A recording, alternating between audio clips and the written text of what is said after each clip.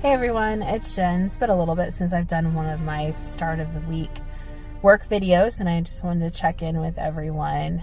And I also wanted to talk about Lent and sacrifice and what happens when things don't go as you plan. And this is a usually really busy time for people. If you have kids, you're going into spring break, or if you're in school, you have spring break.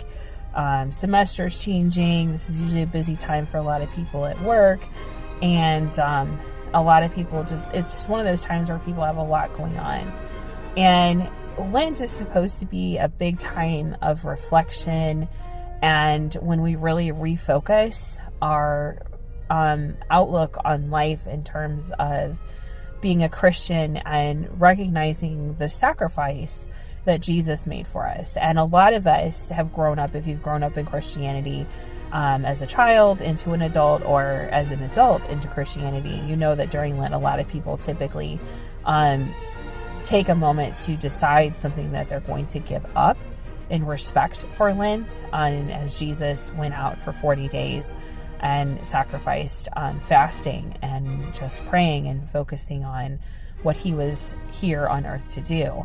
And what happens is a lot of us make the best intentions and say, I'm going to give up sugar or caffeine or smoking or cursing or whatever it may be. And sometimes we fail. And that doesn't mean that you have failed entirely.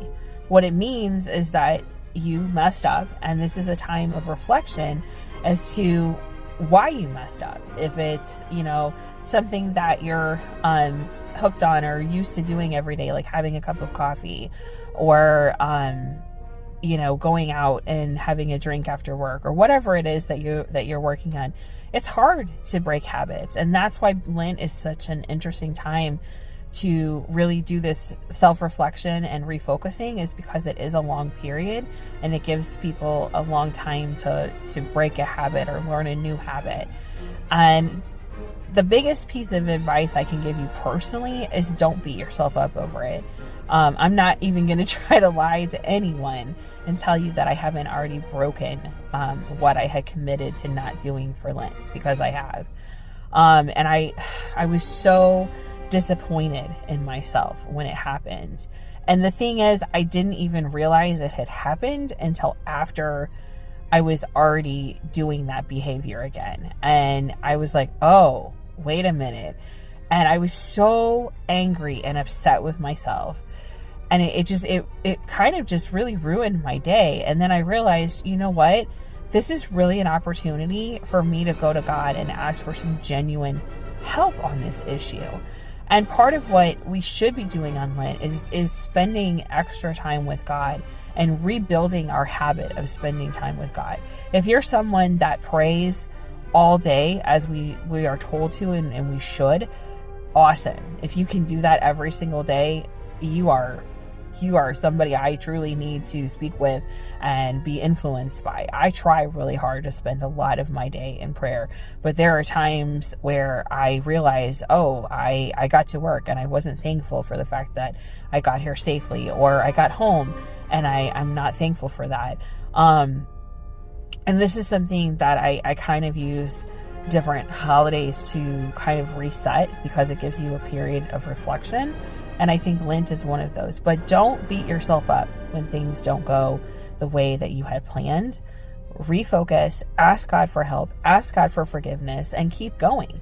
Because here's the thing that a lot of us tend to forget, is when we ask God for forgiveness, God forgives us. If you genuinely go to God and say, God, I am really sorry, I messed up, this is what I did wrong, and I would like your help to not do it again. However it is that you phrase that, God forgives you. We are terrible as a people, as a collection of people. We are terrible at self-forgiveness. And that's the thing. When you continue to carry that burden with you that God has already lifted from you, not only are you dragging yourself down, but you're going against ultimately what God has already done. You're telling God, well, yeah, that's great that you forgave me, but I'm not going to forgive myself. And how does that that doesn't sit right. You know what I mean? So don't be so hard on yourself. I'm not saying that just dismiss what you messed up and just act like it never happened. That's not what I'm telling you to do. What I'm telling you to do is when you go and ask God genuinely for forgiveness, forgive yourself, let it go, learn from your mistakes. It doesn't mean you forget about it so that you don't learn from your mistakes, but don't continue to be hard on yourself about it. That's the big thing. Use Lent as a chance to grow closer to God and also to grow closer to self-forgiveness after you've gone to God about it. I'm telling you, when you let these things go that you have asked God to let go, and you let go, genuinely let go of the self-loathing, the disappointment, whatever it is that you feel, you're going to be able to move forward so much better. So thank you, my friends, for being here, for listening to me. I'd love to hear what you got going on for Lent, what you were struggling with, what you were focused on, how your reflection of Jesus's life is going for you. And I would love to pray for you. So if you have prayer requests, please leave them, whatever it is. If you don't want to share in detail, just tell me, you have an unspoken prayer request, and I will gladly pray for you.